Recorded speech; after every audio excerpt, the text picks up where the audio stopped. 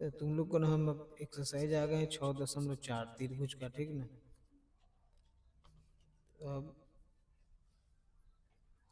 जो 6.4 है ना, उसको बनाने से पहले ना तुमको एगो थ्योरम बनाना है। वो थ्योरम ये जो है यहाँ पे दिया हुआ है कि दो समरूप त्रिभुजों के क्षेत्रफलों का अनुपात इनकी संगत भुजाओं के अनुपात के वर्ग के बराबर होता है।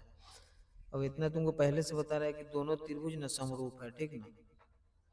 तो समरूप त्रिभुज है तो उसका जो क्षेत्रफल होता है ना, उसका अनुपात जो है ना इसके संगत भुजा के वर्ग के बराबर होता है। ये सिद्ध करके बनाना है, ठीक ना। तो कैसे सॉल्व होगा, इस बहुत इंपॉर्टेंट है, इसको तुम लोग गौर से देख लो, ठीक ना। अब तुमको क्या करना है कि पहले दो गो त्रिभुज बना लेना है। अब मान लेते हैं कि तुमको ना एगो त्रिभुज मान लो ये हो गया, ठीक ना।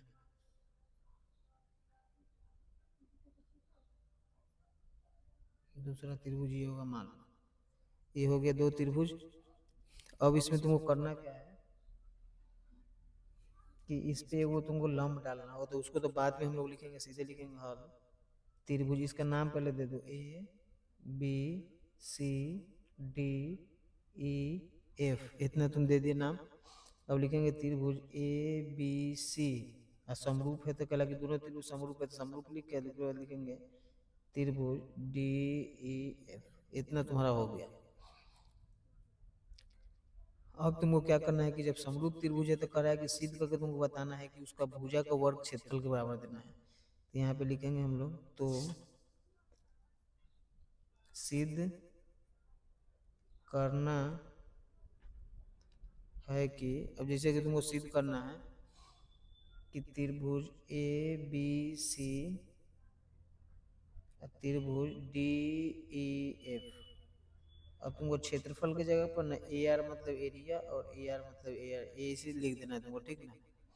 अब बराबर में करा है कि संगत भुजा के ना वर्ग के बराबर होता है, तो संगत भुजा के अनुपात मतलब इसके संगत में ई हो जाएगा, तो इसका नाम हो जाएगा ए बी का स्क्वायर, अब बटा में हो जाएगा इसके संगत में हो जाएगा डी ई का स्क्वायर, ठीक ना। अब इधर हम लोग आएंगे तो हो जाएगा हम लोग का इधर बी सी का स्क्वायर, और यहाँ पे हो जाएगा तुमको ई एफ का स्क्वायर। इधर आएंगे तो हम लोग का हो जाएगा ए सी का स्क्वायर और बटा में डी एफ का स्क्वायर। इतना हम लोग को सिद्ध करके लाना है। अब हम लोग को चलना है कहाँ, रचना में, ठीक ना। अब रचना में तुमको जैसे कि देख लो कि एगो तुमको इस पे ऐसे लंब डाल देना है, एगो लंब इस पे सेम डाल देना है। तो इसका नाम दे देंगे एम, और इसका नाम एन दे देंगे। आप कुछ भी दे सकते हैं अपना मर्जी से, मतलब कोई दिक्कत नहीं, ठीक ना। तो रचना में लिखेंगे ए एम लंब बी सी तथा डी एन लंब ई एफ खींचा। इतना तुमको अपने से लिख देना। उसके बाद हम लोग चलेंगे परमान। अब परमान में तुमको लिखना है कि चूंकि त्रिभुज ए बी सी समरूप त्रिभुज डी ई एफ, मतलब पहले से तो हमको समरूप दे रहा है ना, तो उसको लिख देना है।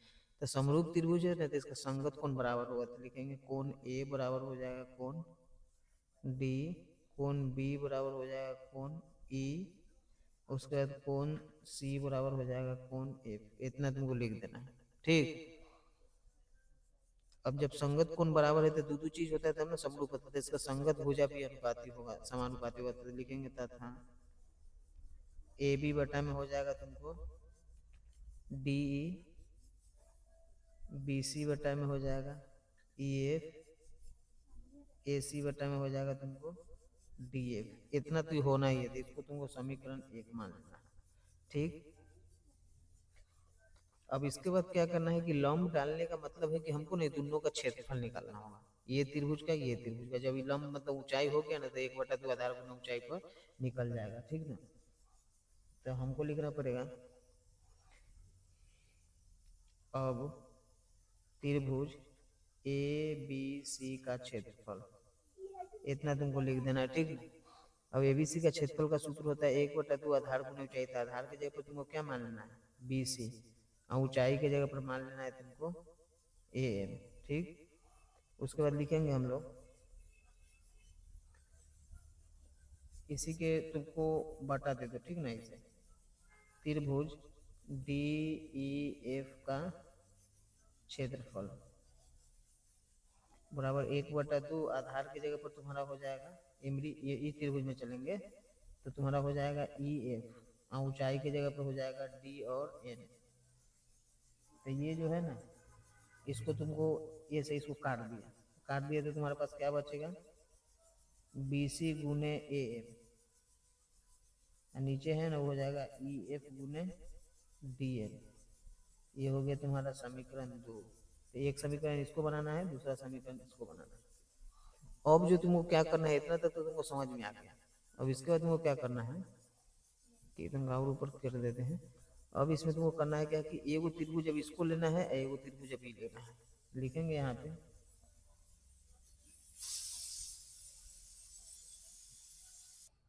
तो चलो यहाँ पे हम लोग आ गए हुए हैं कि त्रिभुज एबीसी का जो क्षेत्रफल है और डी एफ का जो क्षेत्रफल है उसको निकाल के हम लोग लाए तो बी सी गुने ए एम बटा ई एफ गुने डी एन इतना आ गया है। अब तुमको क्या करना है कि बी सी स्क्वायर और ई एफ स्क्वायर यहाँ पे करना है और तब जाके स्क्वायर होगा, ठीक ना, यहाँ पे आएगा। तो ए एम और डी एन को तुमको हटाना है, तो तुमको एगो ई त्रिभुज में चलना होगा, एगो इसमें। तो लिखेंगे यहाँ पे त्रिभुज ए एम बी और त्रिभुज डी एन ई, इसमें अब हम लोग चलेंगे। तो तुमको देखो करना क्या है कि इसमें ना देखना है, पहले इसको समरूप करना है दोनों त्रिभुज। तो समरूप करने के लिए देखना है कि क्या कैसा मिल रहा है। तो यहाँ पे एम 90 डिग्री है, तो यहाँ पे एन 90 डिग्री है। तो लिखेंगे यहाँ पे कोण एम बराबर कोण एन, एन लिखेंगे हम लोग, प्रत्येक कोण 90 डिग्री हो गया। और हम लोग देखेंगे तो जितना तुम्हारे पास ई बी हो गया ना उतना ही तुम्हारा ई हो गया।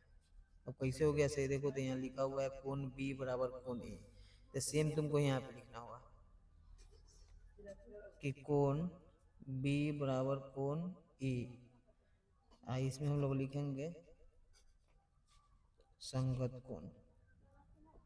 अब जैसे संगत कोण हो गया तो ये त्रिभुज और ये त्रिभुज दो कंडीशन हम लोग को आ गया, ये दो आ गया ना, तो दोनों त्रिभुज हम लोग का समरूप हो गया। तो लिखेंगे हम लोग इसीलिए त्रिभुज ए एम बी समरूप त्रिभुज डी एन ए, समरूप हो गया ये वाला। अब जब समरूप हो गया तो इसका संगत भुजा फिर समानुपाती हो जाएगा।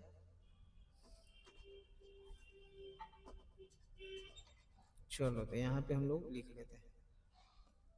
अब समरूप का संगत भुजा समानुपाती होगा तो तुमको नहीं फिगर में देखना पड़ेगा। इसमें एगो हो जाएगा तुम्हारा ए एम, एगो हो जाएगा डी एन, एगो होगा ए बी, एगो होगा डी। तो तुमको लिखना होगा इसीलिए ए बी बटा में डी, अब बराबर में हो जाएगा तुम्हारा एगो ई वाला एगो ए एम बटा में हो जाएगा तुम्हारा डी एन, इतना हो गया। एगो समीकरण ही, एगो समीकरण ही, तो एगो समीकरण तुमको इसको बना लेना होगा। तो ये हो जाएगा तुम्हारा समीकरण 3, ठीक ना। अब तुमको क्या करना होगा, लिखना होगा लेकिन ए बी बटा में डी या ए एम बटा में डी आ गया, लेकिन तुमको ना यहाँ पे देख रहा है ए बी बटा डी की जगह पर हम लोग लिख सकते हैं बी सी बटा ए, क्योंकि हमको यहाँ पे ट्रांसफर कर रहे थे, तुमको हटाना पड़ेगा। लिखेंगे लेकिन ए बी बटा में डी बराबर बी सी बटा में क्या हो जाएगा ये, ठीक। ये वाला हो जाएगा तुम लोग का समीकरण 4 लिख लो, ठीक ना।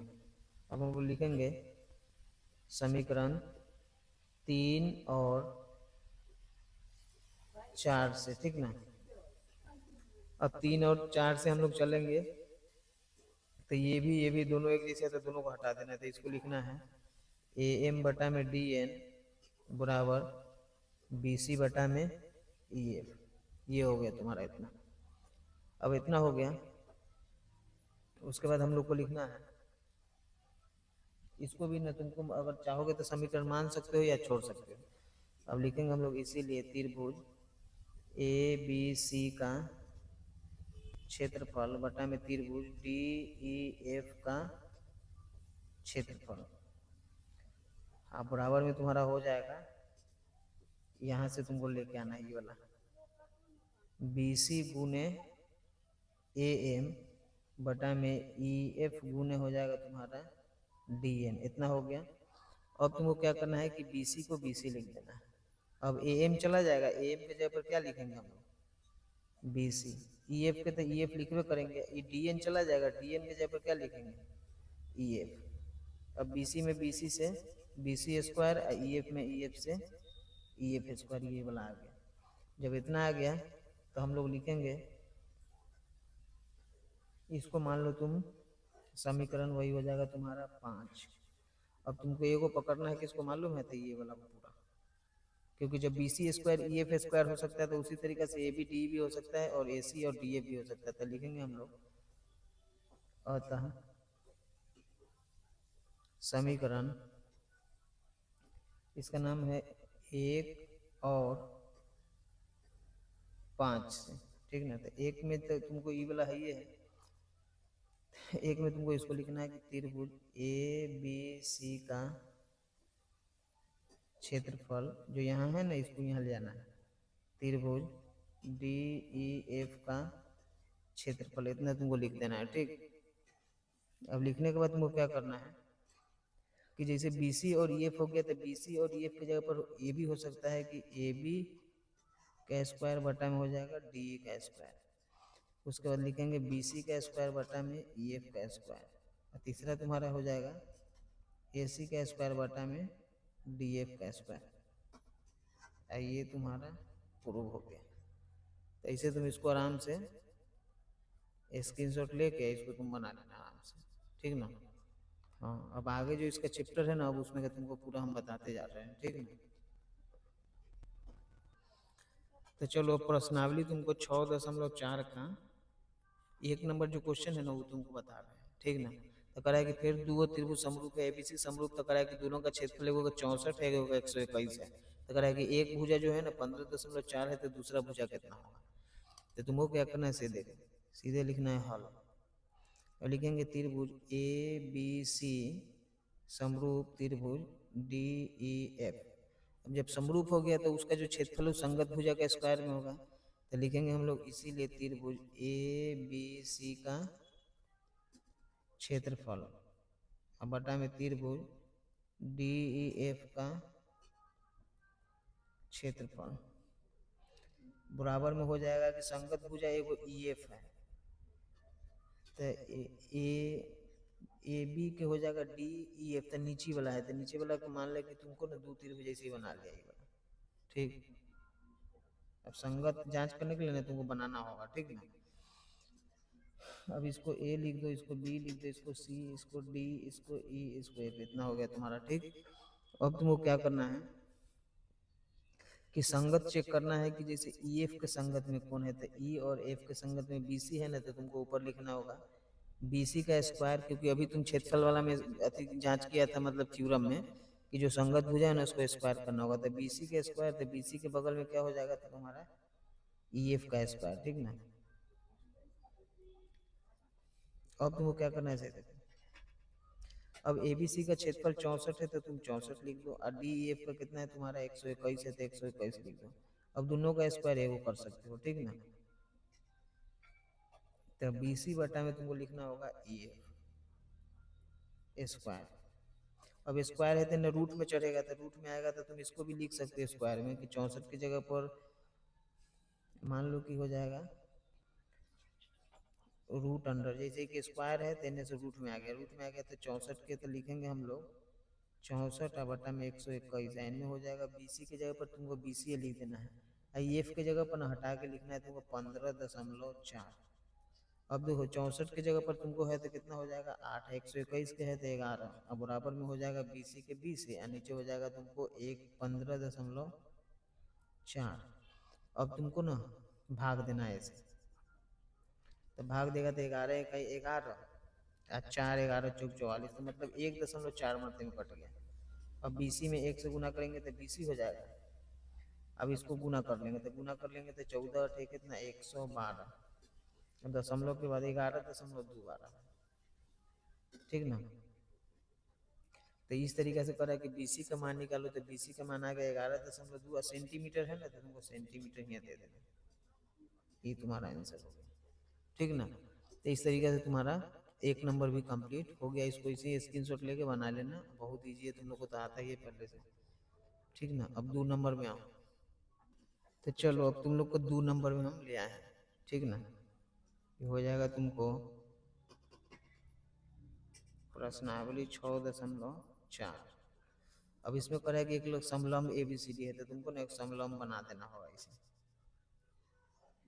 ये हो गया, तो तुमको यहाँ लिख देना होगा ABCD। कारण क्या है कि AB अति है ना, वो CD का दुगुना है। अगर नीचे CD देंगे तो बड़ा हो जाएगा, ऊपर में AB छोटा हो जाएगा, इसीलिए नीचे AB होगा, ऊपर में CD होगा, यही चलते इसे लिखा गया, ठीक ना। अब इसके विकर्ण जो है ना ओ पर प्रतिच्छेद कर रहे थे तुमको ऐसे, और एक विकर्ण को ऐसे काट के यहाँ O लिख देना होगा, ठीक। अब तुमको कह रहा है कि AOB में चलो और COD, ठीक ना। तो तुमको लिखना होगा हल। अब लिखेंगे हम लोग त्रिभुज AOB और त्रिभुज COD में। अब तुमको इसे चलना पड़ेगा। अब चलोगे तो तुमको इसमें देखना पड़ेगा कि पहले इसको समरूप करना होगा दोनों त्रिभुज का। जैसे देखो ये कोना और ये कोना जो है ना शीर्षाभिमुख कोण मतलब सम्मुख कोण है, ठीक ना। तो दोनों बराबर होता है, तो लिखेंगे कोण DOC बराबर कोण AOB। यानी तुम ब्रैकेट में लिख सकते हो इसे सम्मुख कोण, ठीक ना। मतलब दोनों बराबर हो गया। अब एगो दो समरूप के लिए 2 कंडीशन चाहिए, तो एगो हो गया हुआ। और दूसरा देखते हैं, तो ये कोना और ये कोना, क्योंकि ये समांतर कोना जो काट रहा है ना, तो इसलिए ये कोना एकांतर कोण होगा, तो लिखना पड़ेगा कोण तथा कोण OAB बराबर कोण एगो हो जाएगा DCO। एन लिखेंगे हम लोग एकांतर कोण, ये हो गया। अब 2 कंडीशन आ गया, तो त्रिभुजों के समरूप, तो लिखेंगे इसीलिए त्रिभुज AOB समरूप त्रिभुज COD। अब जब समरूप हो गया तो इसका संगत भुजा समानुपाती होता है, तो संगत भुजा तुमको देखना है, ठीक ना। अब संगत भुजा देखना है क्षेत्रफल के लिए, तो लिखेंगे हम लोग इसीलिए त्रिभुज AOB का क्षेत्रफल बटा में त्रिभुज COD का क्षेत्रफल, इतना तुमको लिख देना है, ठीक। अब लिखने के बाद तुमको क्या करना है कि संगत भुजा चेक करना है, ठीक ना। तो कह रहा है कि AB के संगत में CD है। अब मान लेते हैं कि तुम्हारा जो है ना इसके संगत में, तो ऊपर में लिखना पड़ेगा तुमको AB और नीचे लिखना पड़ेगा तुमको CD। लिख दिए संगत भुजा। इसको करना है क्या, तो स्क्वायर, क्योंकि हम लोग अभी उधर सिद्ध किए थे कि समरूप त्रिभुज का जो भुजा का जो अनुपात का वर्ग होता है ना क्षेत्रफल के बराबर होता है, तो दोनों का क्षेत्रफल के बराबर, दोनों को भुजा का स्क्वायर कर दिए। अब AB के जगह पर न कह रहा है कि तुमको 2 CD रखना है, तो AB हट जाएगा, वहाँ पे आएगा 2CD।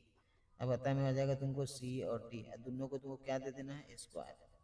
अब CD से CD क्या हो गया, कट गया, तो ऊपर में तुमको 2 और नीचे में 1, इसको स्क्वायर करो। अब 2 दूना हो जाएगा 4 और 1 इकाई 1, तो ये तुम्हारा 4:1 हो गया इसका क्षेत्रफल का अनुपात।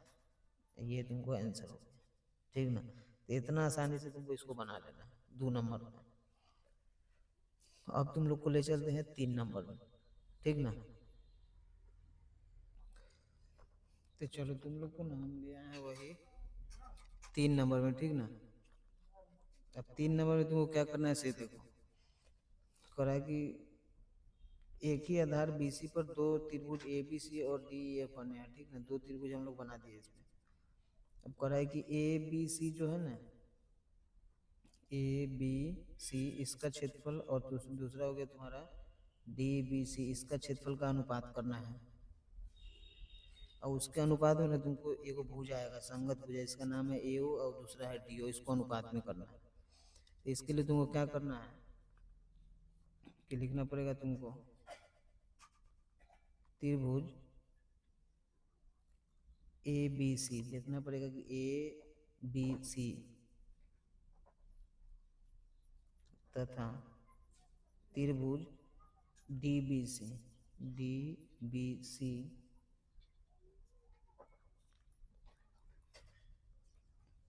एक ही आधार। अब जैसे कि मान लेते कि ये जो इसको ना हम लोग आधार मान रहे वाला रेखा को, ठीक है। तो ये जो त्रिभुज है इसी पे आकर रुका हुआ है, ये जो त्रिभुज है इसी पे आकर रुका हुआ है, तो इसीलिए कह रहा है कि त्रिभुज ए बी सी और डी बी सी दोनों है एक ही आधार। बी सी जो है ना ये वाला बी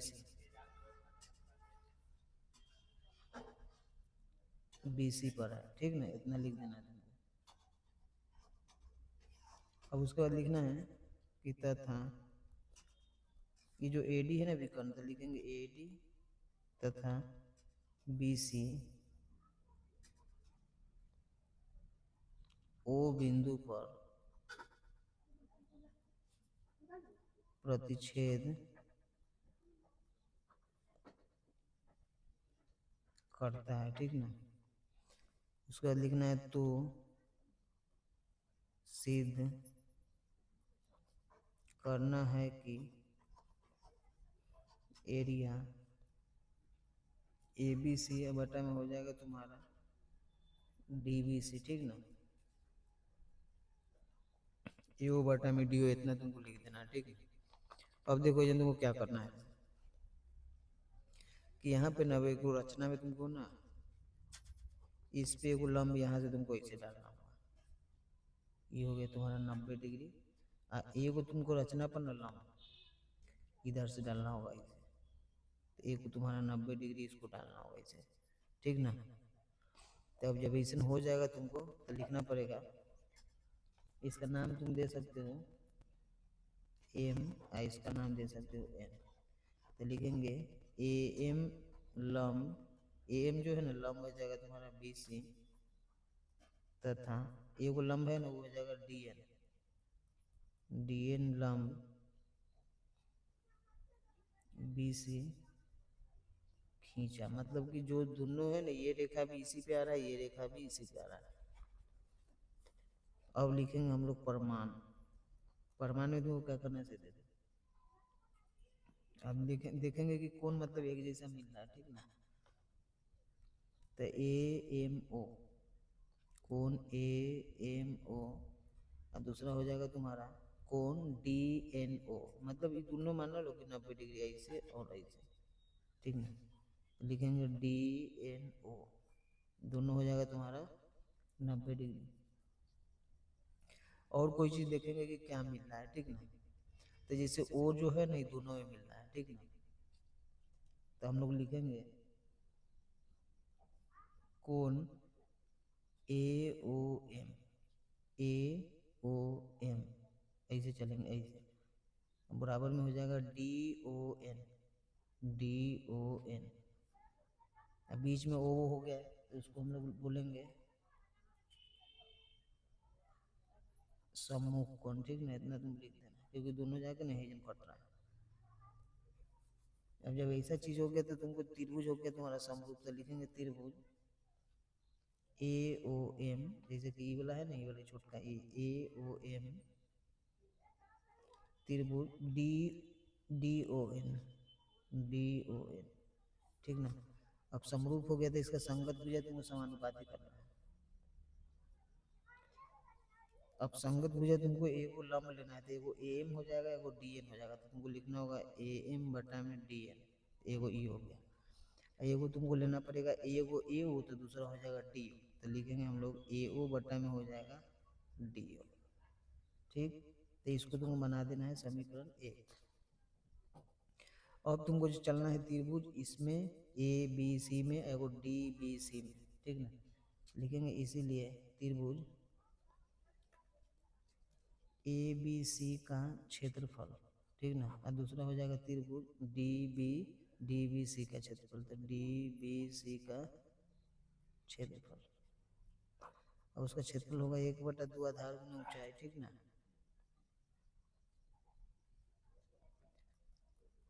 अब 1/2 दे दो, अब आधार की जगह पर ना तुमको बी सी लेना है, ठीक ना। ऐसे मान लो कि तुम ऐसे इसको काट दो यहाँ से, ठीक ना। तो आधार की जगह पर तुमको लेना पड़ेगा BC, और ऊंचाई की जगह पर ना तुमको लेना पड़ेगा, जैसे कि देख लो ये जो आधार है ना इसके जगह पर भी तो वही हो जाएगा तुम्हारा BC, और ऊंचाई की जगह पर इसमें तुमको AM लेना पड़ेगा, तो AM ऊपर लिख दो, नीचे की ऊंचाई में तुमको DN लेना पड़ेगा, तो DN ले लो, ठीक ना। अब BC से BC तुम्हारा कट गया तो बचेगा AM बटा में DN, ठीक ना। इतना आ गया तुम्हारा। जब इतना आ गया तो तुमको चलना पड़ेगा, इधर समीकरण 1 हो गया, इसको समीकरण 2 मान लो, ठीक ना। अब AM बटा में DN को क्या AO बटा में DO लिख सकते, तो वही तुमको यहाँ पे सिद्ध करना है। ABC का क्षेत्रफल DBC का क्षेत्रफल का अनुपात हो जाएगा AO बटा में DO। तो ये जो है ना वहाँ पे हम लोग क्या करेंगे कि AM बटा DN हटा देंगे, उसके जगह पर AO बटा DO यहाँ लिख देंगे। उसके बाद लिखेंगे हम लोग यहाँ पे अतः त्रिभुज ABC का क्षेत्रफल बटा में त्रिभुज DBC का क्षेत्रफल ये हो गया, ठीक ना। अब देखो तुमको क्या करना है कि इस क्षेत्रफल के बराबर आया है AM बटा DN, तो इसको दोनों को हटा देना है यहाँ से। AM बटा DN के जगह पर यहाँ लिख देना है तुमको AO बटा में DO हम लिख देंगे यहाँ समीकरण कैसे 1 से, समीकरण 1 से चले हैं ना तो ये हट गया, उसके जगह पर यहाँ आ गया, तो इतना लिख देंगे, आई तुमको हो गया प्रूफ, ठीक ना। तो इसको तुमको इस तरीके से ना बना लेना है इसको, ठीक ना। हाँ, अब आगे जो 4 नंबर है ना वो तुमको दूसरा बार बताएंगे, ठीक ना। आज इतने रहने दो।